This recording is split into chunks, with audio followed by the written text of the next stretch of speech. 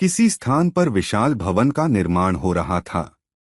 निर्माण स्थल के समीप ही लगा हुआ था ईंटों का एक ढेर। ईंटों के ढेर में जमी ईंटों ने कहा, गगनचुंबी अट्टालिकाओं का निर्माण हमारे अस्तित्व पर ही आधारित है। भवन जब बनकर तैयार हो जाएगा, निस्संदेह उसके निर्माण का श्रेय हमें ही मिलेगा। मिट्टी गारे ने ईंटों की यह गर्व भरी बातें सुनी तो रहा न गया।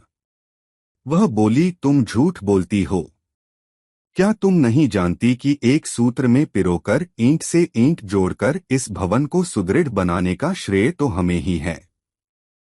मेरे अभाव में तो तुम्हारे ये ढेर एक ठोकर मारकर ही गिरा दिए जा सकते हैं।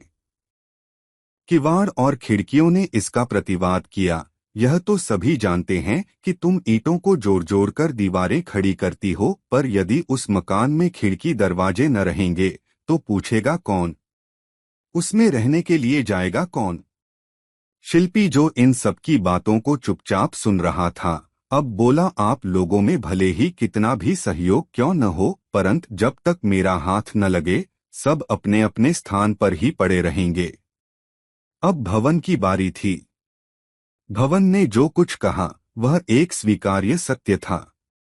भवन बोला, सबका महत्व है, परंतु उससे भी महत्वपूर्ण है सह अस्तित्व। अस्तित्व के अभाव में किसी का व्यक्तिगत कोई महत्व नहीं है। इसलिए आपको अपना झूठा अभिमान छोड़कर सहयोग का महत्व समझना चाहिए।